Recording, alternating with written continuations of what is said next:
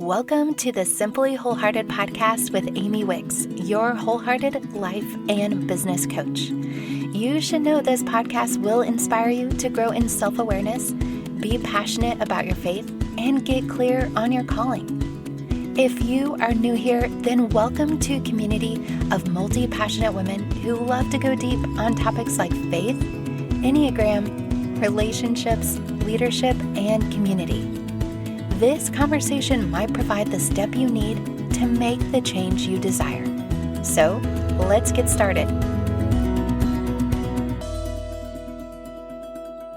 While we've focused this month of conversation about intentionally building a table, seeking people who offer wise counsel, encouragement, and community, I think it's also important to be asking, what do we bring to the table? I mean, it's easy to focus on how we are perceived, right? Like, what are people thinking of us? Or do we say this thing right? Are we asking correctly? Or what do other people think about the other people we're bringing to the table? But I want to encourage us to be thinking that the real power comes from shifting our mindset on what others are thinking about us to what we have to offer. So today I'm joined by Dr. Mike Bechtle, who has been on the podcast before, and he is the author of How to Read a Room, among, I think, 9 other titles. So this conversation today and this book is going to help us rethink how we engage in relationships. So instead of fixating just on what others think, Mike is going to show us how to develop a presence that makes a meaningful impact.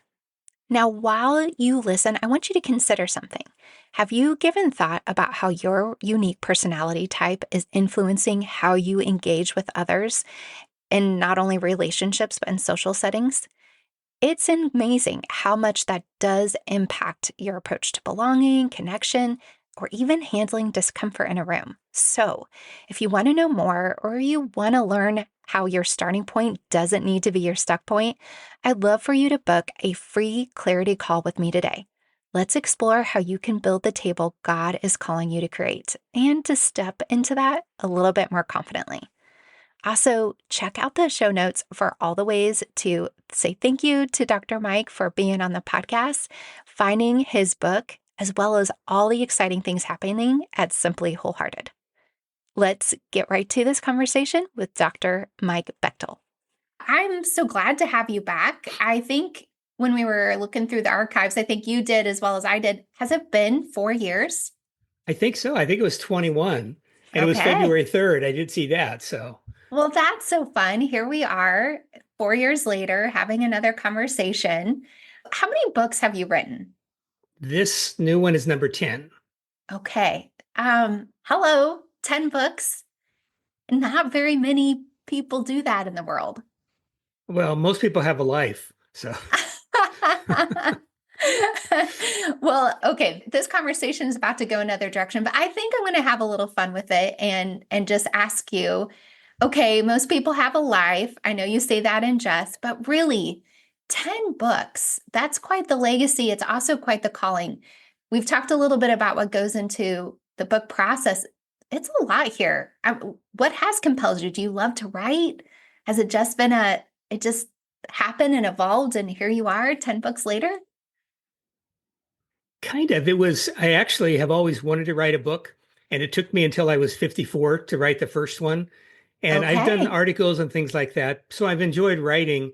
But after I wrote my first one, which was a book on evangelism for introverts, that Okay. just seeing where that went and the process. So I started getting more into that. Well, how do you communicate, and how do you do communication stuff with people and relationships, especially more on the introverted side? We're the ones that kind of struggle a lot of times with, so how do you make conversation? How do you feel comfortable? And Right. so the whole process came along those lines. That's why I wrote this current book, was because I wanted to deal with how people feel when they enter a room and you just feel uncomfortable. And you go into a social event or you go into a corporate meeting or even church sometimes and have to figure out, I'm just uncomfortable. What are people thinking of me? And we don't realize they're probably not thinking of us, but we think they are. And then how Right. do you survive? How long do I have to stay? And so I looked up some books to find out how to do that. There's quite a few of them, but they stop at that point. It's not hard to learn how to be comfortable and confident in a room. It really isn't. And there's a Mm, number of books, but I realized that if I was just confident and comfortable, I've made it all about me. So now right. I'm in a room trying to make myself feel better, and now I'm okay. But Mm. that felt a little narcissistic Yep, just a little bit. because it's like, what about the rest of the room? It's like, if I can get comfortable, that needs to be a platform I use to start impacting individuals and just make Mm. a difference in the room, to serve the room. So that's a dimension that I kind of added there. That was a very long question that answer to a question I don't think you even asked where we ended up. But yeah, I love it. I've just loved writing and being able to communicate that way and be able to interact with, readers and all the things that go with that. So Oh, no, that was perfect. This series that we're in the midst of is the concept of intentionally building your table. And so what I love is that the timing of your new book happens to fall right, perfectly for us for this conversation. But ultimately, you are helping the introvert or the uncomfortable engage with others. And that, if we could summarize a lot of your books, that is um, a, a nudge of who you're helping, which is such a beautiful thing because the people like me, we're engaging with others and getting others to engage with me might be more natural and normal because yeah, it's part of my personality. I forget to distill or break down what does it look like to create this space and make this space as warm and comfortable for everyone else. Just kind of all of these pieces. And so adding your voice and your perspective to this conversation, I think is just perfect because I mean, it's probably a 50-50 world out there, wouldn't you say? Introverts versus extroverts, and then, the ambiverts in the middle.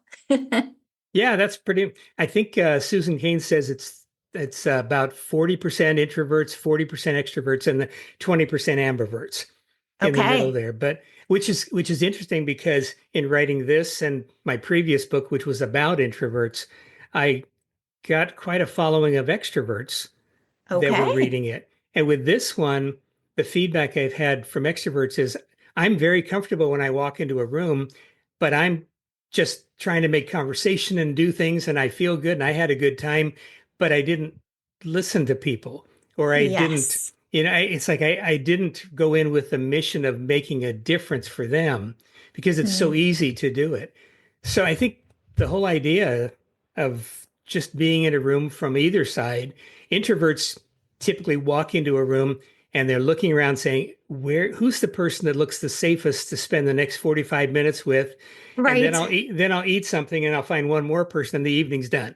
Whereas an extrovert will walk into a room and say, how long will it take me to talk to every person in the room? And That's that's great hilarious. because we're just different. Right, right. Yeah. And I think I fall somewhere in the middle, but maybe because I've also had some good training over the years, some good discipleship and mentorship that's helped me think about the others. As we unpack this, because your this new book, like you said, How to Read a Room, it unpacks a lot of different relational dynamics, conversation dynamics, and things. But for you, as we're talking about building that wholehearted table, intentionally inviting people to speak into our lives, maybe it's a book, maybe it's a coach, maybe it's a mentor. It could be a lot of different things for you. What are some people who are sitting at your table now or who have sat at your table who've been really influential in your life, especially as an author and speaker and teacher in this space? That's such an interesting question because obviously it goes way back to when I was a kid. It's easy to say Yes, my parents, my family, because when you're a kid, you don't know what you need. I And know. you don't know what it's like outside of whatever your environment is. And so that's where you get the basic tools. Mm, When if you have a positive environment, you're going to get tools that work really well. If you have a negative environment, you're going to get tools, but they may not be the best tools for handling life. And so I think about my parents, and it was a good situation, but I got some good tools. I got some tools that just didn't work very well. Especially, I didn't get tools for how to make conversation focusing on other people and to get comfortable around others and really feel like we can have just the dynamics that you need in life to connect with others and do that. I would say the first, outside of my parents, the first big ones were some of my teachers that Hmm. I had. Because I was a college prof for about 17 years at Biola Oh, University in wow. Southern California here. And I remember when I started, it was all about me. I thought, okay, some students are engaged, some students are not, and it's their problem if they're not engaged. I mean, if they want the good grade, they're going to do the work. So I paid more attention to the engaged students and I was just trying to, well, I guess I was getting trying to get them to like me, but at the same time, just do what I needed to do. And then I was sitting with some friends, uh, probably 2 years into that, and we were talking about who were our best teachers. And we thought, what came out for everybody was our best teachers were the ones that were passionate about the subject, but they deeply cared about us. They wanted us to catch their passion, almost like they Mm, they would light the fuse, and then the students would catch on fire because of it. And so that changed my perspective because I had several teachers. I had the teachers I remember, like Mrs. Dominy in fourth grade. oh, I In love that you remember her name. Oh yeah, I had Mrs. Jensen in fifth grade. Had Mrs. Dominy again in sixth grade. One of my biggest influences was Mr. Fisher in eighth grade because he saw we used to do class presentations, and he encouraged me with being able to get in front of a group. Mm, And a lot of times introverts are the ones that speak because you normally think it's the extroverts. But I was in mm, National Speakers Association for years. That's the association of like professional speakers. And I remember they did a survey, and we said usually 40% or so of introverts are or people are introverts. They did a study with their clientele, several thousand speakers, to see where they fit. They found that about 65 to 67% of them were introverts. no And it's kidding. like, why would they be an introvert? For me, that was an easy answer because if I'm in front of a group, I'm in control. I know what's going to happen. I can Interesting. I can structure the group. I can focus on the people and find ways to make it happen. If I'm sitting in an audience and you call me up to the front, I'm terrified because I don't know. I'm out of control. I don't know what you're going to do. Am I going to be embarrassed or Sure. whatever? And so being able to have those kind of people that in my life. So some of them have been other people that I've known in that profession over the years. Some of them are authors. John Acuff is one of my mentors in that sense That's because awesome. of Hmm. some of the things that he's done that have shaped me. His book Soundtracks is one of the best books I've ever read because it It's changes how you fantastic. think. And Yeah. so, and probably the biggest one was a youth pastor that I had who just took an interest in me. And he Mm, was he was a music guy and did youth choirs back in the days when we did that. But he was a musician. He would buy old pianos and then he mm. would rebuild them and sell them at a price. So he'd do like a Steinway piano, really high-end piano that was just falling apart. He'd buy it cheap and then completely redo it. And so he basically brought me alongside because he knew I liked Mm. woodworking, but he wanted to invest in me. So he taught me how to work on pianos. He taught me how to tune pianos so we could do this. So I put myself through college tuning pianos. But it Wow. wasn't so much that was just what connected us. But we spent hours together out in his garage just talking about life and encouragement I got from him. And so I would say he was one of the key people at my table that as I look Mm. back, who brought me where I am now. And it was a few people like that, but he was probably the main one in that position. Wow. Oh, I love that. Thank you for sharing that with us. And I'm just so impressed that you can go back to the fourth grade teacher and remember her and honor her in that way.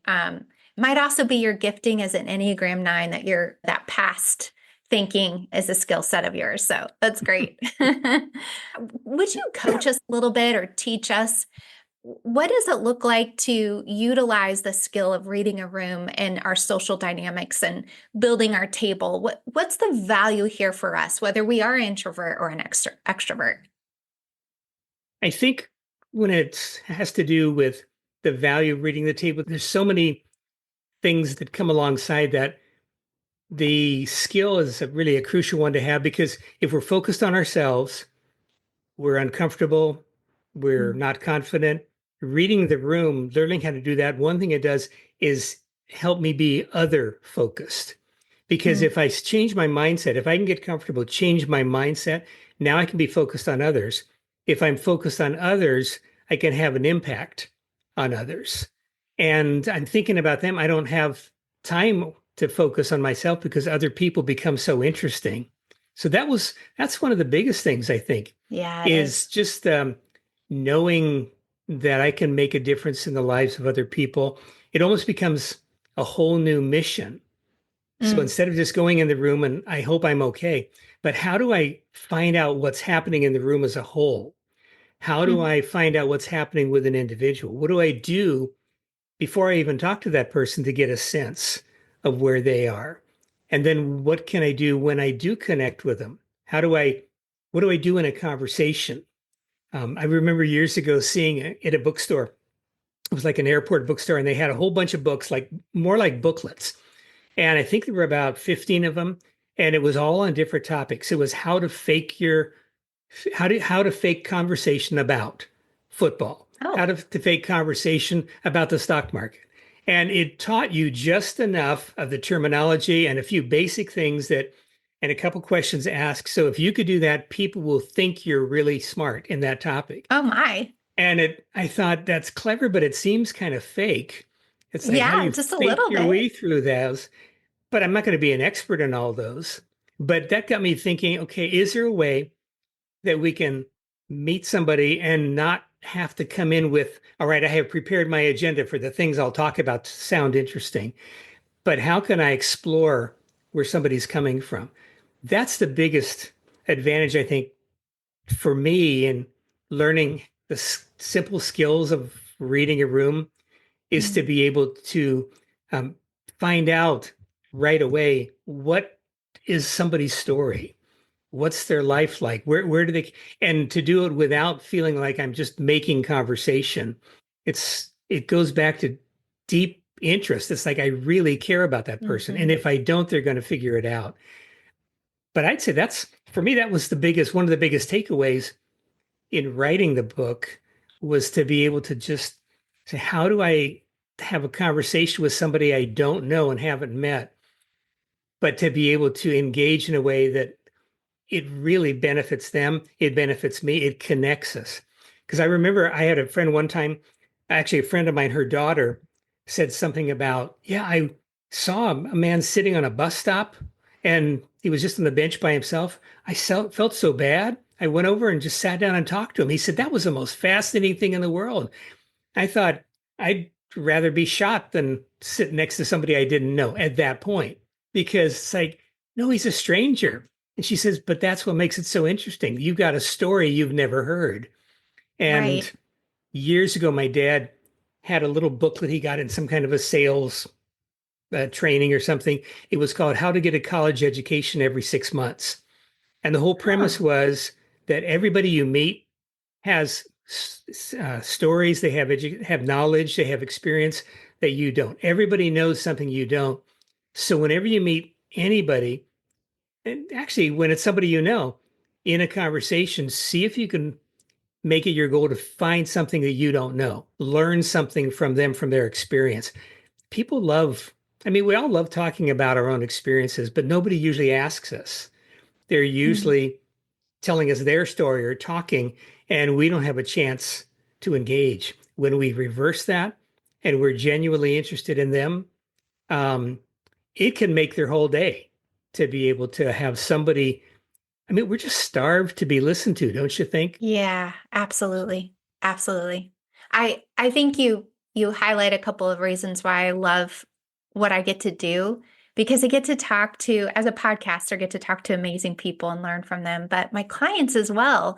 And then the masterminds that I'm a part of, whether I'm leading it or peer masterminds or ones that I'm, involved in and paying to be in, there is so much to learn if we're willing to absorb the information and take it in and not fight to the front to be seen. And when it's not about us, there's so much to glean.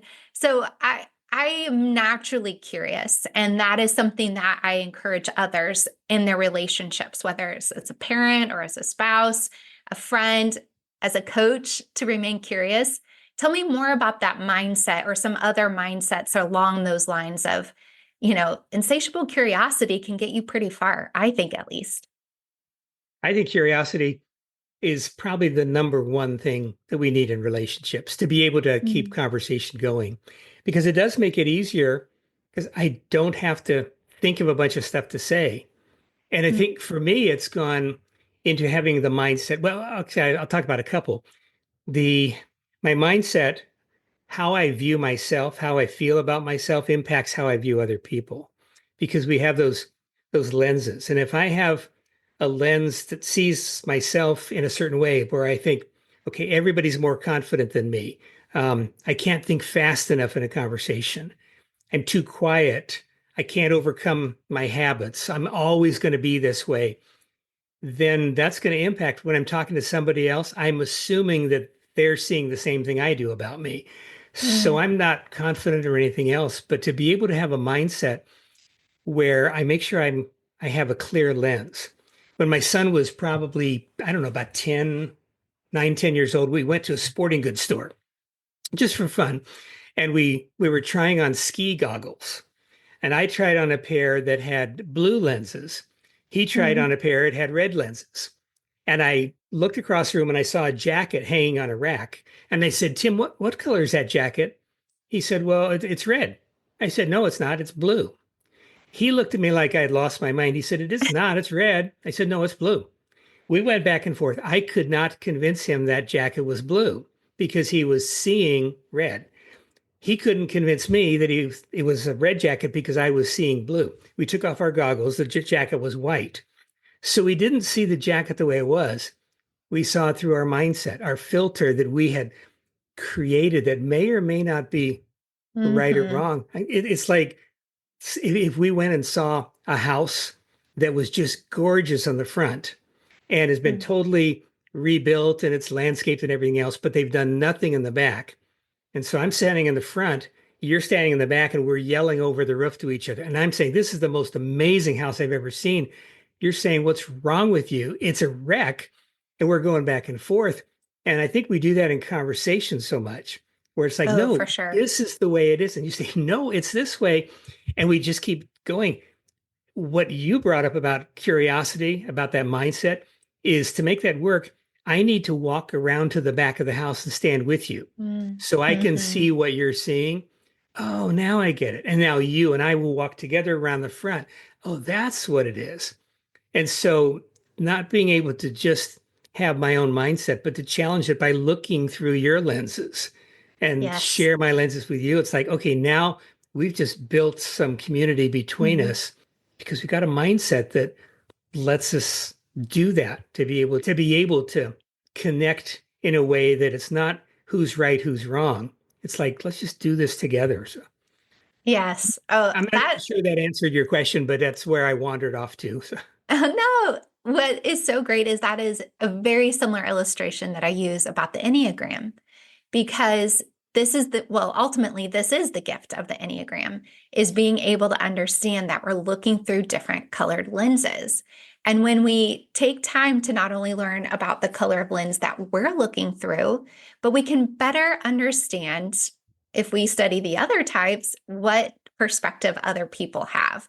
And to your point, it's not a right, wrong, it's a different perspective most of the time. It's going, oh, actually, it's white, right? It is this neutral thing, and we just have different perspectives coming into it, which I'm so grateful. I have summit coming up in March of Summit for Women by women. The only reason why you were not invited to the lineup, I know, but we're talking about the different types of communication patterns and then specifically going into how we can work better together, because understanding that little piece of relationships, while there's so much to do with coming together and working better together, understanding that a little bit of that perspective can give us a shift in order to have this energy and really getting on the same page in the long run. That's so good. I would have to say the Enneagram changed my marriage.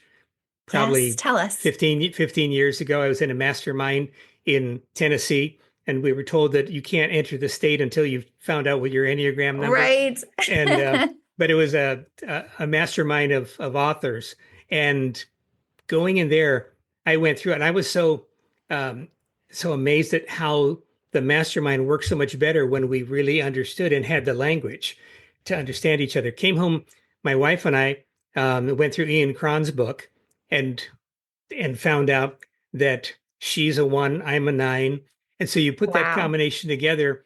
When we first got married, that means that she is the one that will carry out whatever needs to be done. I'm the Sure. dreamer. Her dad, I'm not sure what number he was, but he would come up with an idea of something to do maybe once a year.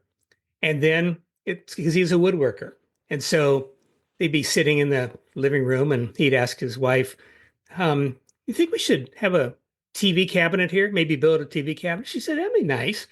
And he said, well, what do you want it to look like? And so they talked for a while, and then he would disappear, and he would get some graph paper, sketch it out, bring it in.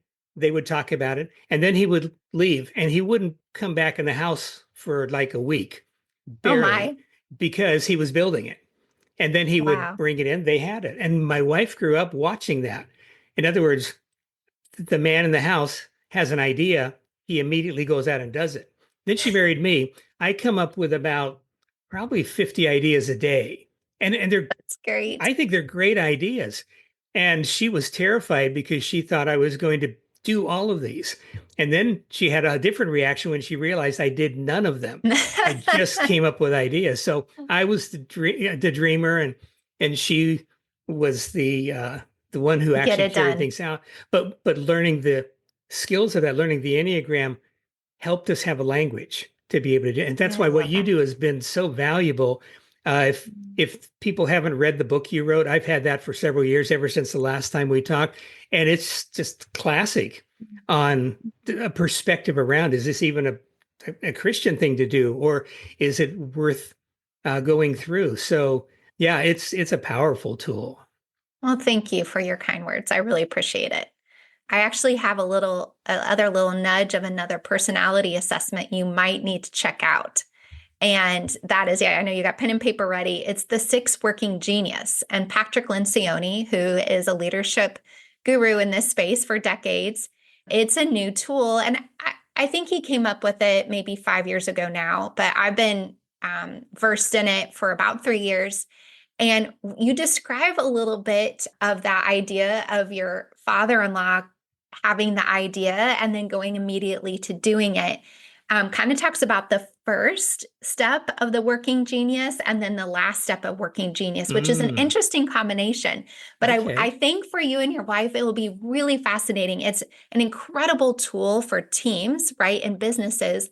But I have also found it really helpful in my home in understanding my 9 husband a little bit better, in that what actually, because I am the idea person of the two of us, and he gets afraid when I'm talking about all these ideas because he's like, how on earth are they all going to get done? I don't have enough energy for that or bandwidth or margin. And so, anyway, it's been a helpful tool, even as I'm always asking questions. I'm learning to temper it a little bit, or to preface of like, I'm just wondering, you don't have to have an answer. This is just me. That's so good. So That's you'll really have some good. fun with Yeah, that. thanks. Yeah, it's always fun to learn another layer. Okay, back to your book and back to this concept of how to read a room. What are some common mistakes when we're looking at building this relational table, or we're inviting people to speak into our lives. Because I'm pretty sure most people aren't picking and choosing friendships based off like, oh, I'm building my table. It's not that thought through, but sometimes people come into our lives and a year or two later, maybe less, we're like, wow, that did not go well for me.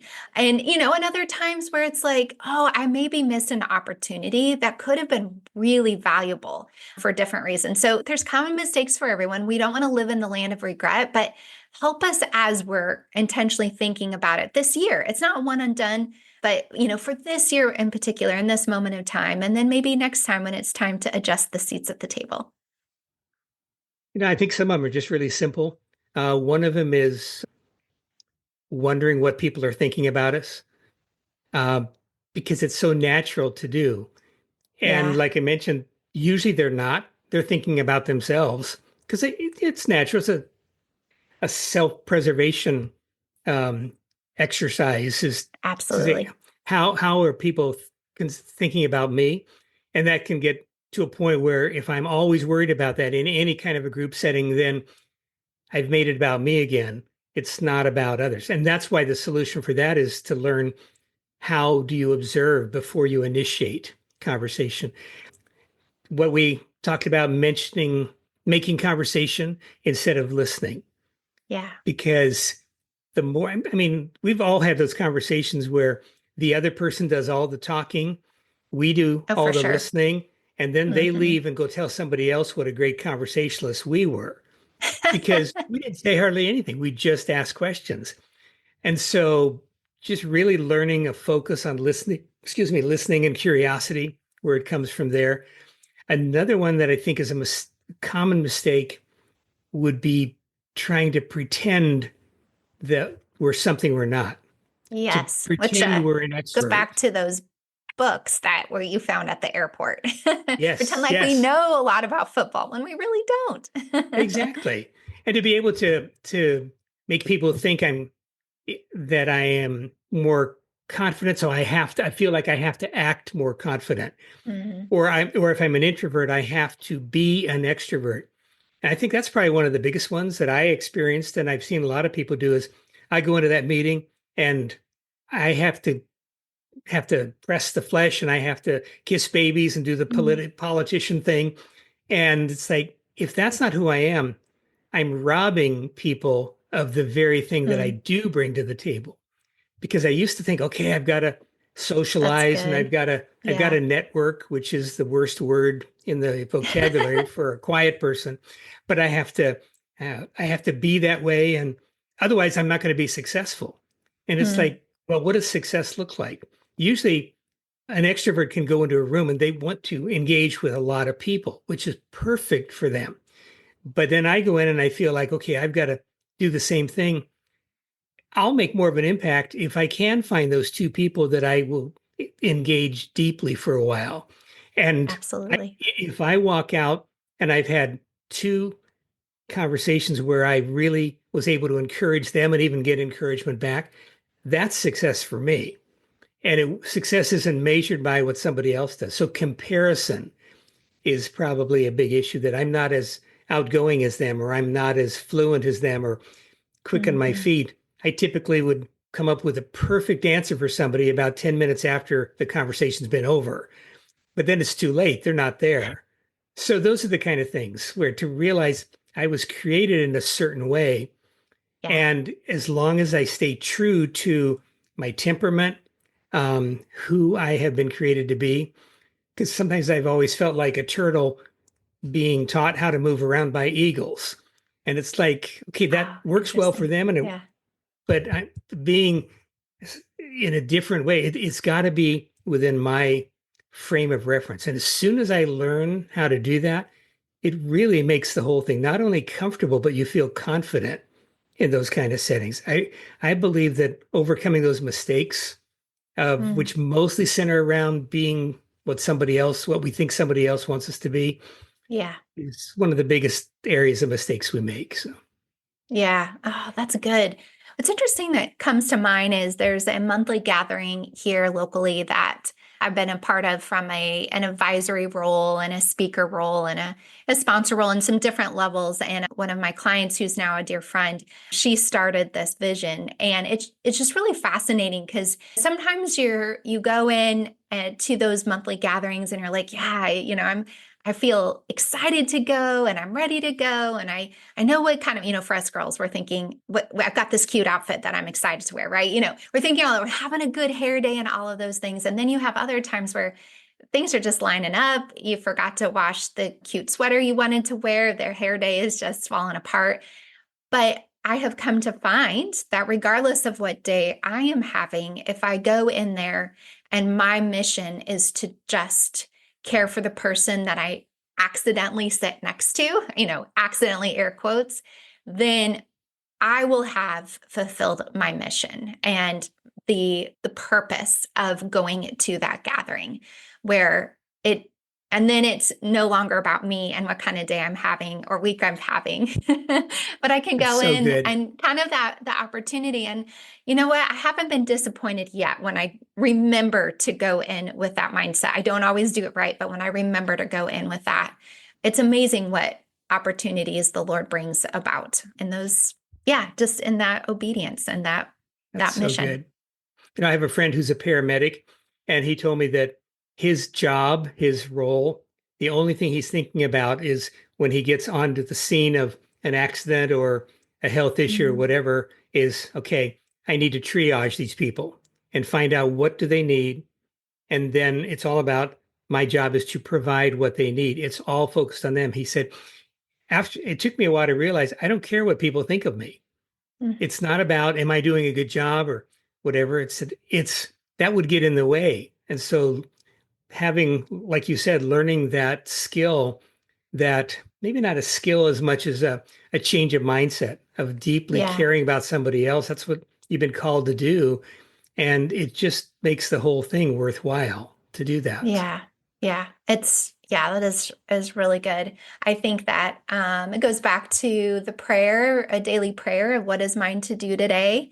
And with that can be either a light and load or a more clear, intentional, laser focused uh, road or direction, if you will, of, focusing in on, okay, who is it that I've been put across their path that I'm meant to help and how can I help them? That's so good. Okay. So, as we're thinking through all of this, what is another tip or takeaway that you want to give us just as we continue to think through and building relationships and seeking out counsel?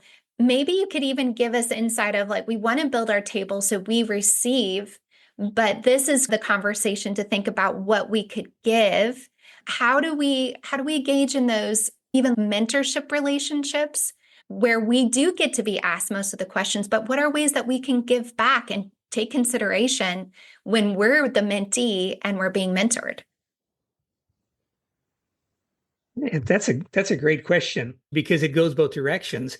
Yeah. That it's so easy to say, I wish I had a mentor. I need to find somebody who will be my mentor. It's hard to get a mentor because if you ask someone, will you be my mentor? Then that's a big commitment you're asking of them. But if I say, can I just sit down with you? I've got a couple questions. Here's where I am, and I've followed what you're doing, and you've had success here. Can we just talk for an hour? Most Mhm. people are more than willing to help somebody else that is a little behind them on the trail because they know they're engaging in them. So if I have the mindset that I'm not an expert, but I am on the same trail as they are, I Mhm. remember there's a little roadblock they're about to cross. I should let them know about that. If they turn the wrong way, they're going to fall off this cliff. Here's the toxic waste, but here's where the best view of the sunset is.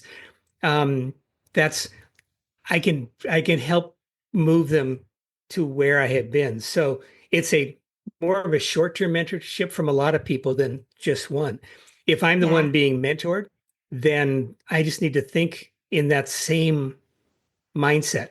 It's like, okay, this person is not somebody I put on a pedestal. I think a lot of times we that's see good. a mentor as somebody that we put on a pedestal, and that's not a good place to be because we always fall off pedestals. And the closer you get, the more you see the reality and things. But whether I'm the one being in the front or if I'm in the one in the back, it's okay, let me show you what's up here. If I'm in the back, it's like, here's the things I need to know. What have you encountered that I'm going to be coming up on that would just make a difference here? Not Yeah. make me rich and famous, but just what's the road look like? It's the mindset that we're on this road together.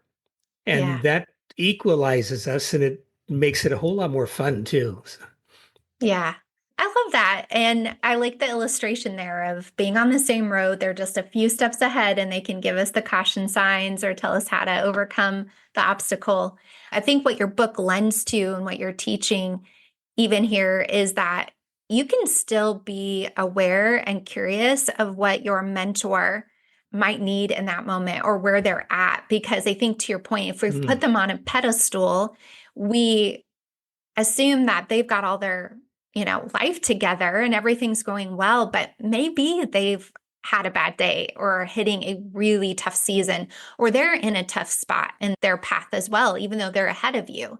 And so I think it's fair to, maybe you're not spending the majority of your conversations with your mentor and hearing about their life, but I think it still is a gift to offer in that relationship as a mentee to care and be intentional about their life. And also, every once in a while, if you're meeting for coffee or a meal, you could buy them a meal or coffee every once in a while just to say thank you. So that's a free bonus tip too. well, I think especially having questions already ready because That's good. Hmm. it's I've had situations where somebody wanted to meet, but they haven't thought through it. And it's like, I'm wondering why do they want to meet? But if they come and they say, I have three specific things I wanted to talk to you about, it's like That's good. Yeah. that's just perfect to be able to have a conversation where it's like it meant enough that you would think through it first. So Yeah. Yeah, that's a really great tip and something that is so helpful if you're wanting the more thought you put into ahead of time, the more beneficial that it will be for you in that conversation, whether it's, whether you get several opportunities or not. So, okay, so good. I knew our time would go fast. It always does in these things, but I also just appreciate your presence and getting to learn from you and, like if we were sitting at a coffee table, I would buy you a coffee and have more questions. I would Tell fight me you on what it, I but that's don't. okay. I would say, tell me what I don't know. But for today, can you tell us what we don't know yet about your new book, How to Read a Room? Is there a takeaway that you would really want us to get out of it, or just even a glimpse of what it looks like to engage with the material? The only characteristic is I have a four-step process of learning how to read a room that I has to love do that. with Uh-huh. that instead of just how do I get more comfortable or what do I talk about, the very first step I think is probably the most important, which is just observing the room. Mm, Before anybody knows that you're doing anything, I don't talk to anybody until I have scoped out people and things and gotten a sense intentionally of what's going on. If I'm walking through a conference room and somebody says, "Hey, Mike, come over here," and I haven't finished yet, I'll just say, "I'll be over in a few minutes. I'll be right back." And then they forget that they ask anyway. But it gives me a chance to I want to look from a distance and just get a sense for the tone of the room, who's mm, smiling, who's not, what's going on.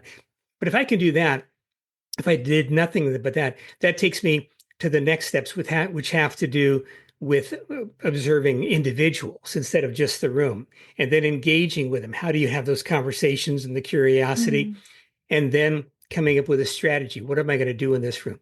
All of those can take probably less than a minute a piece, but it's such a little thing can make a difference. Now, that's what stands out there. I think the biggest thing impact wise for me is that I want to get a new mindset that says I can make a difference in this room. I'm not just mm, there to feel good because now I've gotten in my comfort zone. I've stretched a little bit, but what do I do with that? I don't want it to always be about me, so I'm comfortable. It's like, okay, I now have a skill. What do I do? And anybody can learn that skill. Now that I know how to do that, what do I do with that? And I want to find a way to become a leader in that room. mm, We talk about what to do on a Zoom call with a group of people when, you could so easy to disappear, but how can you make an impact even as an introvert or whatever. That's Something as simple great. as my goal in a Zoom call with the team I used to be on was to ask one significant question about what's being talked about. Because I'm not contributing anything. I just ask one Mm, question in every call, and people start recognizing as soon as I ask a question, they know it's going to be a good one because it changes the conversation a little bit. I So bet. that's all I had to do. And now I'm seen as a contributor. I'm visible. Whereas otherwise I'm waiting to say something, but I don't want to break in. And so things with virtual stuff, things about writing, how do you connect that way? But I think the biggest thing is that I want to I want to be used with however God has gifted me to make an impact on other people. And Mm. I don't remember who it was that asked, who will cry at your funeral? And at your Hmm. funeral, who are the people that you have impacted? They're the ones. Nobody goes to your funeral and remembers all the things about how much money you made, how many sales you made, how many books you wrote, all the other stuff. All they care about is how did you make them feel? That's right. And to live my life in a way that says, I want to impact people so that I have left fingerprints on other Mm, people. And after I'm gone, they still see the fingerprints. But at the same time, I can see their fingerprints on me because we're close enough in what we're doing. So it's really more about a mission of how do you engage in a genuine way so that you have relationships worth keeping. It's genuine yeah. relationships. Well, that was really good, Mike. I hope my friends had a pen and paper there here these last few minutes to write down all these takeaways. So, or of course, they can go ahead and get your new book, How to Read a Room, put it in their Amazon cart and check out and get it even overnight, if you place $25 or more, whatever that is, and start reading it right away to take that next step in your relationship. So, thank you so much. Thank you so much for giving your time, your wisdom, for writing another book and sharing this wisdom that we can put into our lives and put into action right away, even before we get to finish the book. So thank you so Yeah. much. Well, thank you. It's a privilege, and you have had quite an impact that you don't know in my life because Mm. you're the one I follow for Enneagram stuff now, and so Oh, I'm it really honored. has made a difference. So I appreciate. I was excited about the chance to be here today. So Well, thank you so much. That blesses me. Okay, I hope that you're walking away from this conversation with the powerful reminder that relationships aren't just about who we invite to our table, but it's also about what we bring to it. How intentional are we? Are we giving the gift of curiosity? Are we taking time to stop worrying about ourselves and how we're being perceived and to think about how we can serve? So that way your connection can become richer and more life giving. If this conversation resonated with you, or if you had a few takeaways, I'd love for you to share it with a friend who also would need this encouragement. And of course, if you started thinking a little bit more about how your personality type is influencing the way you engage in relationships, I want you to get on my calendar right away. Let's have a conversation, no obligations, and let's take that next step together. And like I mentioned, all the resources mentioned today, or some of the highlights that we talked about together, you can find those details in the show notes. Now, next week, we're having a conversation that's going to help you kick off the Lent and Easter tide season. If you've been around here a while, you know I love talking about rhythms centered around the Christian calendar. And if you are new here, that's all right. You're in great company. I have two amazing guests who are going to share a little bit of insight about the Christian calendar, what Lent is, what Eastertide is, and some simple rhythms in observing it. The women from Eighth Day Prayers are true gems and treasures, and so I cannot wait for you to hear that conversation and get to meet them and learn a little bit more about resources that will equip you this coming Lent and Eastertide season. Until then, my friend, remember, we are all broken. We're all blowing it, but the brave one does something about it.